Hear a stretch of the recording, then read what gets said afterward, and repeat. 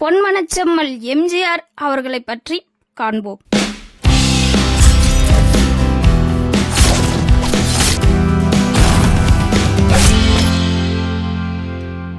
எம்ஜிஆர் இலங்கையில் நாவல் பிடியில் கோபாலமேனன், சத்தியபாமா ஆகியோருக்கு 5வது மகனாக பிறந்தார். எம்ஜிஆரின் தந்தை வழக்கறிஞராக பணிபுரிந்தவர். கேரளாவில் பணியாற்றிய இவர் சில பிரச்சனைகளுக்கு மத்தியில் இலங்கைக்கு குடும்பமாக குடிபெயர்ந்தனர். இலங்கை சென்ற இடத்தில் தன் தந்தை, சகோதரி, சகோதரன் இறப்பினால் இலங்கையில் இருந்து சத்தியபாமா அவர்கள் தன் 2 குழந்தைகளுடன் கும்பகோணத்தில் உள்ள தன் தம்பியின் வீட்டிற்கு வந்தார். நம் பொன்மனச்செம்மல் முதலில் வந்த இடம் கும்பகோணமே. குடும்ப சூழ்நிலை காரணமாக பள்ளி படிப்பை பாதியில் விட்டார். நாடகங்களில் நடிக்க தொடங்கினார் எம்ஜிஆர் அவர்கள். பின் திரைப்படங்களில் சிறிய வேடங்களில் தோன்றி சில ஆண்டுகளுக்கு பின் முதன்மை நடிகராக ஆனார். எம்ஜிஆரின் நடிப்புக்கென்றே ரசிகர்கள் எண்ணிக்கை அதிகரித்தது.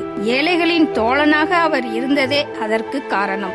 ஏழை மக்களின் இதயத்தில் சிம்மாசனம் போட்டு அமர்ந்தார். மக்களிடம் எளிமையாகவும் அன்பாகவும் அவர் பழகும் விதம் அனைவரையும் அவர் பக்கம் ஈர்த்தது. நாடோடி மன்னன், உலகம் சுற்றும் வாலிபன் மூலம் இயக்குனராகவும் தயாரிப்பாளராகவும் அவதாரம் எடுத்தார். முருக பக்தராக இருந்தார்.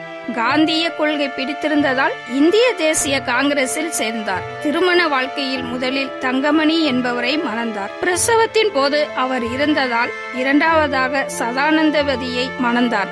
நோய் காரணத்தினால் அவரும் இறந்ததால் பின் ஜானகியை கரம் பிடித்தார். எம்ஜிஆருக்கு குழந்தைகள் இல்லை.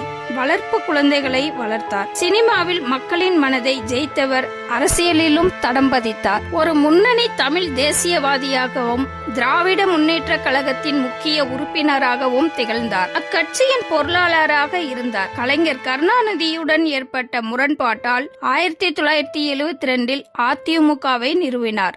சினிமாவில் அவர் பெற்ற புகழும், அனைவரின் எளிமையாக பழகும் அவரின் தோற்றமும், வசீகர சிரிப்பும், ஏழைகளின் தோழனாகவும் உதவுவதில் வல்லனாகவும் தெளிந்த வீரனாகவும் அவர் நடித்திருந்தது மூலம் மக்களிடம் பிரபலமானார். அது அவரின் அரசியலுக்கு முன்னேற உந்து சக்தியாக இருந்தது. மக்கள் எம்ஜிஆர் அவர்களை வாழும் கடவுளாகவே பார்த்தனர். எம்ஜிஆர் தொடர்ந்து 3 முறை முதலமைச்சராக இருந்தார். அந்த சமயத்தில் நல்ல பல திட்டங்களை உருவாக்கினார். அதில் முதன்மையானது சத்துணவு திட்டம் என்றே சொல்லலாம். விதவை, ஆதரவற்ற பெண்களுக்கு திருமண உதவி, பணிபுரியும் மகளிர்களுக்கு தங்கும் விடுதி, தாய் சேய் நல மையம், பள்ளி செல்லும் மாணவர்களுக்கு இலவச சீருடை, காலனி, பற்பொடி, புத்தகம் போன்றவற்றை வழங்கினார். தஞ்சை தமிழ் பல்கலைக்கழகத்தை நிறுவினார்.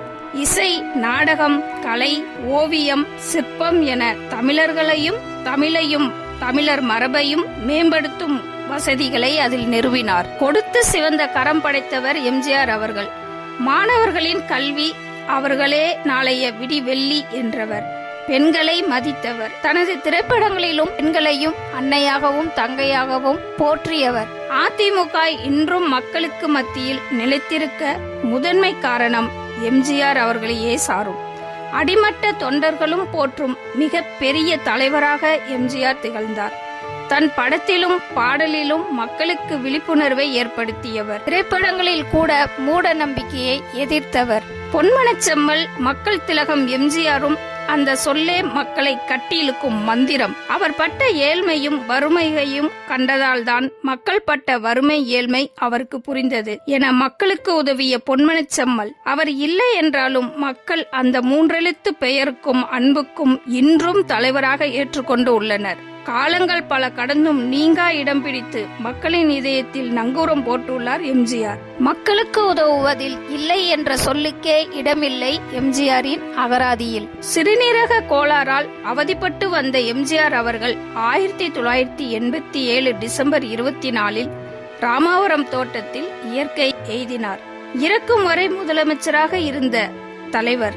வாழ்ந்தாலும் மறைந்தாலும் இவர் போல் யாரும் இல்லை மண்ணில். எம்ஜிஆர் ஓர் சகாப்தம். வாழ்க எம்ஜிஆரின் புகழ், வளர்க பொன்மனச்செம்மலின் தொண்டுள்ளம்.